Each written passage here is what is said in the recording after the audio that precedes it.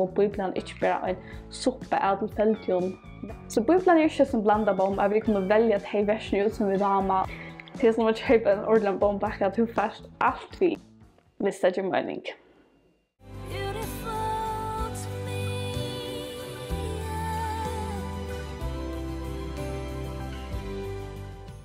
Hej, det är Hjärt, välkommen till Verkfärsbank.f till Dina Norberg som sitter i här. Nu är det väldigt gift och det är Norberg Itchbeck. Och jag kunde vara stort lite ting att snacka om och förklara. Kanske får vi så det mina uipo som vi nu är stött i.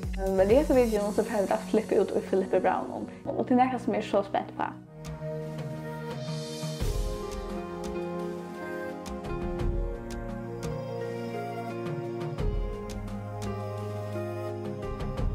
Hette med gamla Biblia, og hvis vi søker på her, så har vi noteret og medtelt nekvo i øyne i Philippe Brown tog at det er et brev som har vært mer så karst.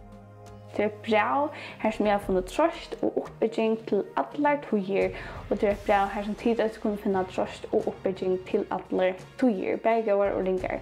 Det er brev jeg nemlig skriver om glede og troblandtogen, og jeg nemlig tross meg et video som snur sig om det här och förliggande myndigheter så det såg jag till. Men det är det som heter verset, eller heter brevet är skrivet ut fra. Så det är brev som till kan läsa nu och få uppbygging av. Men det kan man ju för er tog tidigare och i livet. Øysene så Jøkken Jingo og Evald med en mer heter brevet tar vi hus kommer kjennast og viner og blir pær og det var utrolig rukt og gjelande at Jøkken gikk etter sammen. Så hvis akkurat ikke hever en vin, altså som dit ikke kommer kjenne bedre, eller to som akkurat må anbefale sammen vi, eller det var en kjeik, eller bare bibelbøk, eller hva det kan være. Så vil jeg ikke at jeg kan lese Filippe-brevet sammen til stort, og det er godt, og det er gjevende. Og så er det også et ordentlig godt bibelstudio til Filippe-brevet som Emans bibelskøy hever, og det koster ikke noe. Jeg minns om det er 20 kroner, eller 25. Og hvis jeg ikke har tatt pengene så skulle jag snacka med er och vilja fejen stola dikon. Men jag ska bruka ta resurserna som och det är så gott och viktigt. Så det är alltså för att ta sig om Filippe-brevet och jag ska läsa det här. Och för att jag kan höra go tips en annan som minst till hittar vi till en annan. Annars hvis det är något jag vet när och jag ska svina om det är YouTube eller Facebook eller vad det kan vara. Minns till att subscriba, att följa Facebook och YouTube. Och så har vi också Instagram och Snapchat och så också Spotify och här är vi pratar podcast och här lägger podcast ut, inte video men podcast. Så vi också inte kan lust att ta vis till att sitta och ahwa ui. Och det är en YouTube-kanal som snurrar sig om att ta som verkligen i evangelion och bibeln. Och det tror jag är verklighets.f.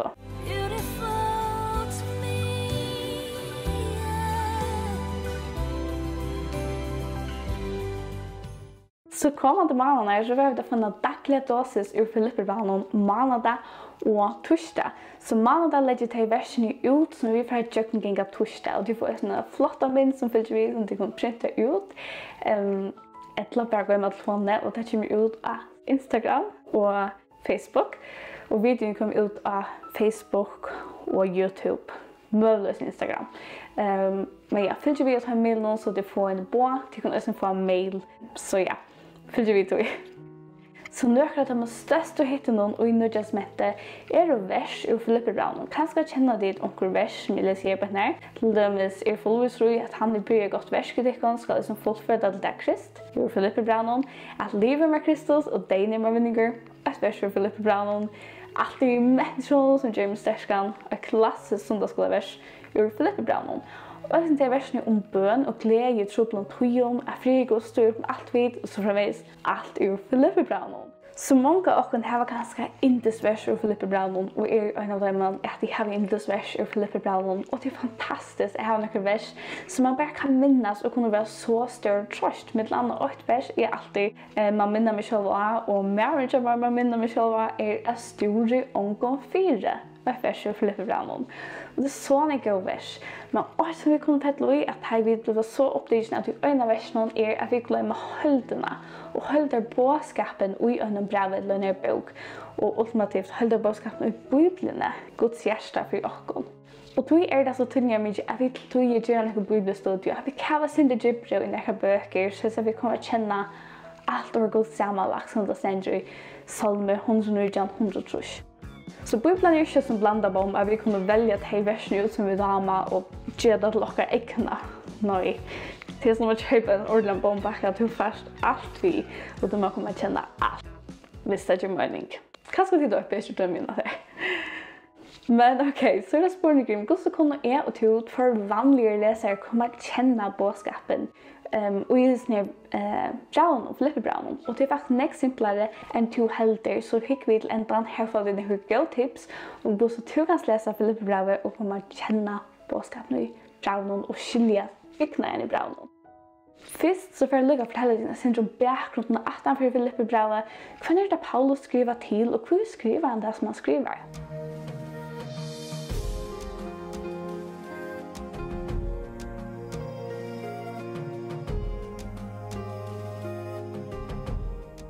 Forhold hever Paulus til samkomne i Filippe, til tryggvande som i Filippe. Hvis vi ikke har hørt om hva det samkomne eller tryggvande folk som samlas, så har vi et godt video om det som heter vid syskjen, til at det snur seg om hva det å være samkomne eller være noen tryggvande som samlas. Paulus fer først til Filippe, du god kallar han til å fære gjøkken en dream, så det om Apostelsønne 16. Timotheus, Lukas och Silas tar färra sina fer till Makedonia. De kommer sedan till Neapolis och till första för att rätta foten in i Europa. Hela framfärder sedan till Filippe som är här som Filippe är. Och hvis ni boeren var en romversk for nyersette boer, og det var mest av en stor 4 måneder av en romverget da. Så Paulus og Silas og Timotheus fører ut og hender boeren og tar kunngjør evangeliet. De forteller mennesken om Jesus Kristus, og det er noe som er så viktig, og som vi alltid kan reagere og i vår godstrobelt til en bare som er her kvann det, men det er så viktig, og de gjør det her på denne.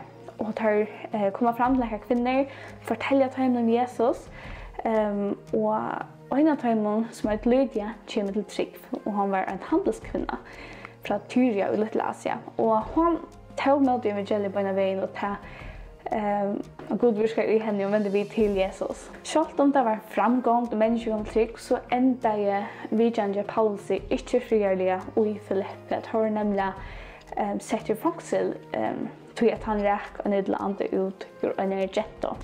Og som det skjedde i sånne fangslene, så synes jeg Los Angeles god, så selv og viser store medgangene, så lovpriset er god for hvor god er, for hva god er gjort til å leve. Og jeg tenker, amen til åkken, at vi gjør det som er rett, forteller mennesker om Jesus, følger god etter, så får vi medgang til å garantere. Og så hvis vi begynner med skoler, så fremvis opplever medgang til just det som hender til å følge god etter. Men til en årsøk er være kjedder som tar vare, så lovpriset er gode, tror jeg fylte gode etter å finne medgang. Det samme vi kunne gjøre trodd til at lovpriset er gode i medgang, der vi lever og fylte honom etter, livet Kristus. Så med som midnatten tar ikke lovsang og priser gode, og lukker hos som det tar her var større hovlangt der. Rikkerne skratter opp og tar på innom, men tar lovpriset gode. Og med natten så kommer hjertkjøltet, og fangselsoren springer opp, lunsjene retter av dem, tar frelser og tar kunne flytja.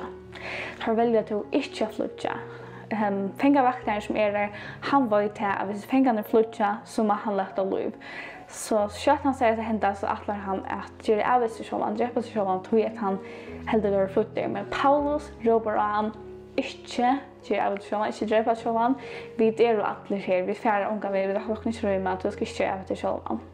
Og jeg husker at fengavakteren, han er hørst evangeliet, han er hørst denne låsingen fra Paulus i tøyen, og han sier, herre, hva skal jeg gjøre for at jeg kan være frelster? Jeg vil takke meg alt Jesus. Paulus sier vi at trygg av Herren Jesus, så skal du være frelster. Trygg av God, det som han har gjort for det, så skal du være frelster. Og det er alltid så fantastisk at i mångang så kan God virke i åkken og vinne et menneske. Og det er det som Paulus, og det er det som God gjør Paulus sier på henne. Han vann et menneske og i de myrkeste vangselen og i de troblastøyene og til God åkere. Han er Josef i myrkene. Så tar jeg framfor retten, og tar for på att färra ur bønnen kjødast möjligt och hette nog vi tog att Paulus mynte domarna att han var romversk borgare och ta viffrarna som han är finche och i bønnen var orättvis så tar vi och sätter frasser och slipper ur bønnen. Men Arne första så vidjade där Lydia hon som var kommit till skik och samkomna till henne. Och tar Paulus skriver ett brev till Filippe så är det omlagt 20 år sedan. Och här på den sitter han efter fängelsehuset. Och det är vanligt också att detta brev är skrivet i Rom, medan han sitter i fängelsehuset i Rom. Jag tror att det är mycket mest rävliga fängslet och jag har mindre av det och så framvis tar i varje Rom sista sommar så det skulle det nog släppa sig att få in lite i. Medan Paulus sitter i fängslen så samkommer och i Filippe flatt att han är i fängslet och det sänder honom en penningagave vid Epafrodituset. Och tar han ger Paulus gavarna så steker han lösningarna löta och i Rom för att vara Paulus en hjälp. Medan han ger sig hjälperna Epafroditus så var han dejasjukor men var friskare efter. Och han får så hem till Filippe. Och Paulus sänder honom att vi som kärleksbrev till samkomna. Och det som ser lite vid Filippe breven är att brev Paulus är till Filippe är det mest personliga brev som Paulus skriver, det är kärleksfullaste brev Paulus skriva och det är ärligt och det är djupt. Ta för visar hur så stor en kärleka han är till samkomna, hur så stor en kärleka Kristus är till samkomna. Och när vi läser detta så kunde vi lättare överraska hur detta brev är, hur kärleksfullt detta brev är. Och mest av ödlån att jag brev skriva och tro på tojon och minner och att vara glad, att vara tacksam, att ha enig med Jesus. Så det är fantastiskt, otroligt bra och ja, jag tror det är särskilt bra för mig och för många andra. Så jag hoppas att kökningsaffärerna kan då bli särskilt bra för det. Och så, som jag nämnde i början, så är Filippe brev och Bibeln inte bara en soppa av tillfälligheten version. Det är en god struktur i alla biblarna, i varje enstaka bok, i alla breven och i Filippe breven. Det är spännande här tillfälliga tankar, men det är en god byggnad av strukturer från början till ända. Och de gamla breven som har skrivit in i hött och nämligen vanliga en byggnad på 4 parter. Här det var en början eller ingångar och sedan en början av bön och bolar och ända. Men i hela byggnaden så skapar Paulus hövdar flera smärre parter i breven. Och det var mer sunderbuttet än hela 4 parter nu, men det har allt samband med förstånda.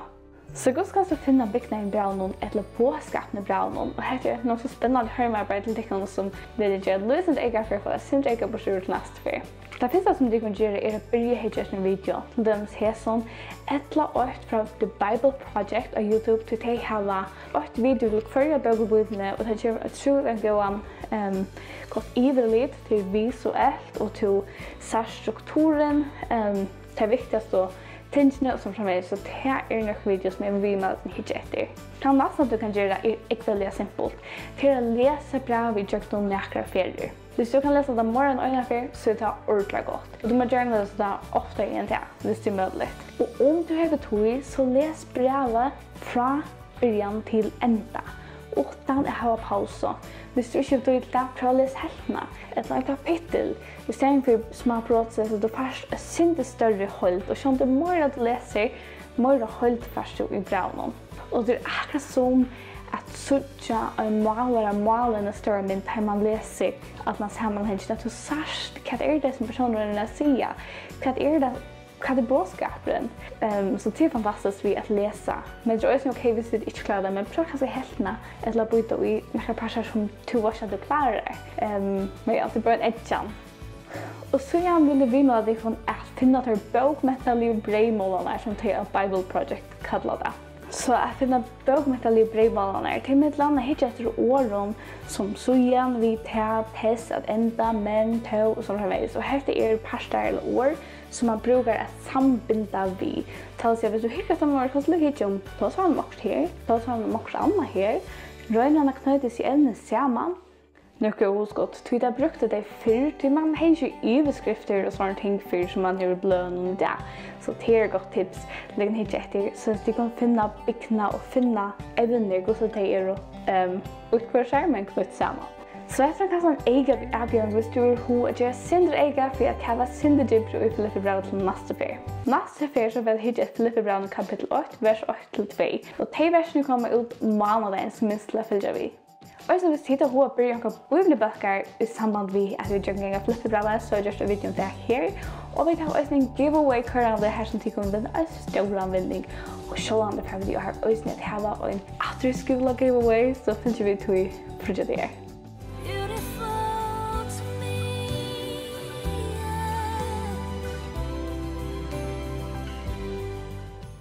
Vi bara harma signa dikon och att harma hjälpa oss att söka väcklarläggan i sin åra bibeln och i evangelien.